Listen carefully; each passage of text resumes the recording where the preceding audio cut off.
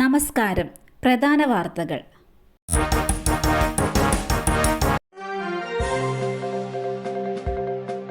ശബരിമല സ്വർണ്ണക്കൊള്ള. ഉണ്ണികൃഷ്ണൻ പോറ്റിയുമായി SIT തെളിവെടുപ്പ് തുടരുന്നു.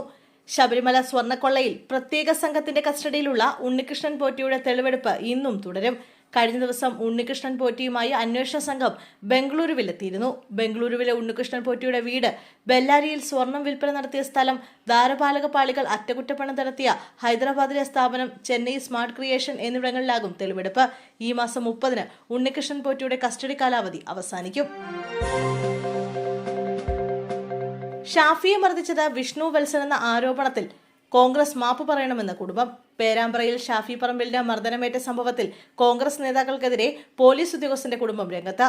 ആരോപണങ്ങളിൽ കോൺഗ്രസ് നേതാക്കൾ മാപ്പ് പറയണമെന്ന് പേരാമ്പ്ര CPO വിഷ്ണു വത്സന്റെ അമ്മ.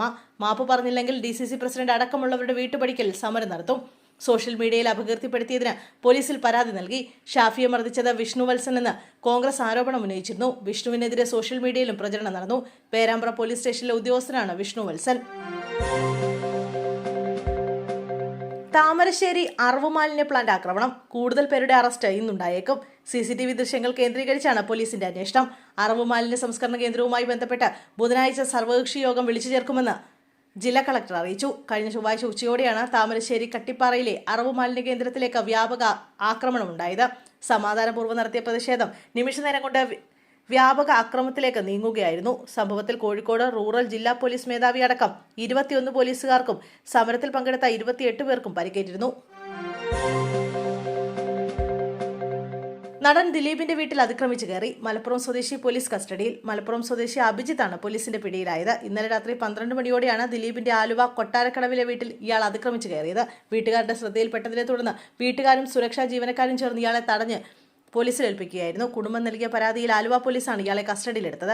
അഭിജിത്ത് മദ്യലഹരിയിലായിരുന്നെന്നും മോഷണമായിരുന്നില്ല ഉദ്ദേശമെന്നും പോലീസ് പറഞ്ഞു.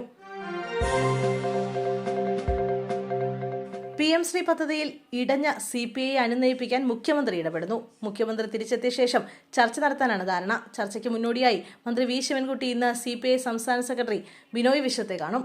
MN സ്മാരകത്തിലെത്തി ബിനോയ് വിശ്വത്തെ കാണാനാണ് തീരുമാനം. PM ശ്രീ വിഷയത്തിൽ CPI അനുനയിപ്പിക്കാൻ തിരക്കിട്ട നീക്കമാണ് CPM നടത്തുന്നത്.